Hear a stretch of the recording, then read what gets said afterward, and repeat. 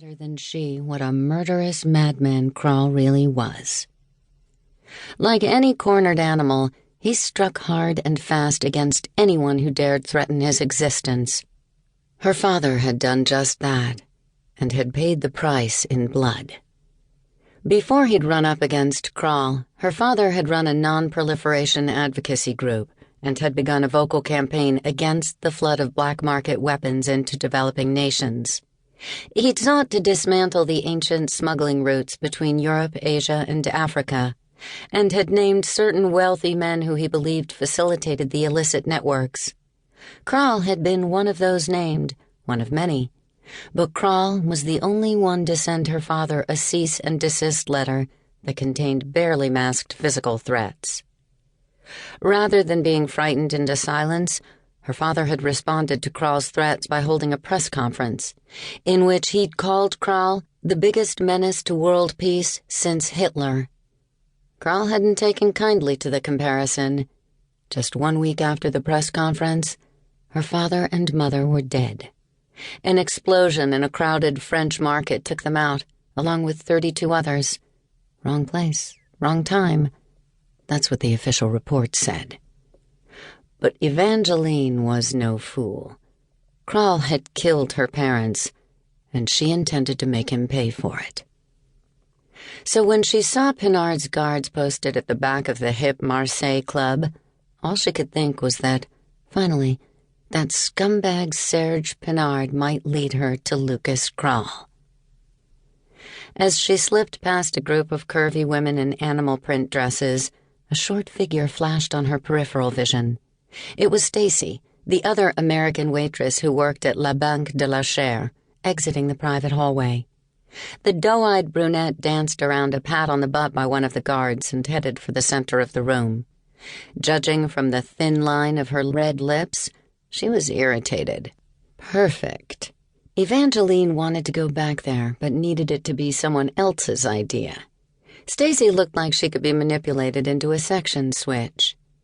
Evangeline angled toward the back of the bar to intercept her.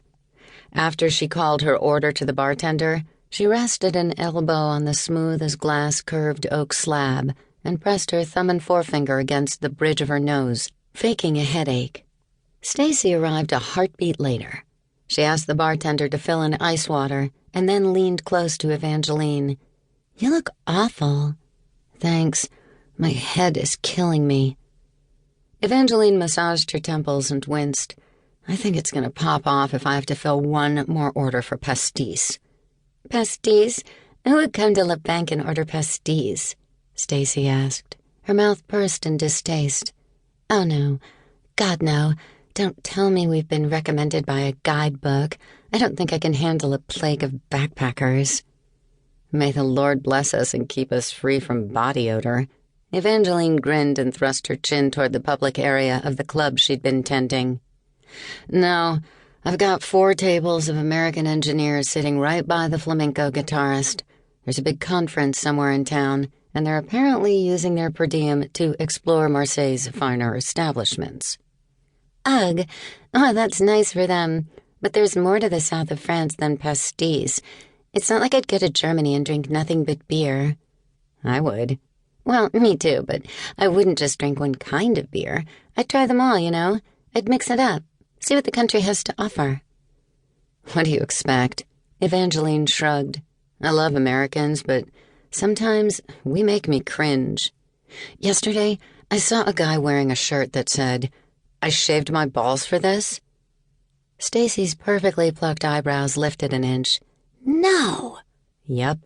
He was standing by the death camps memorial. I almost died of shame by association." "You're lying." "I'd never lie about something as serious as shaved genitalia. So, how's your night going?" "Fine. Quiet. Boring, except Dumb and Dumber back there trying to pinch my cheeks every time I walk by." Stacy tossed her head in the direction of Pinard's cousins, still standing like statues by the hallway.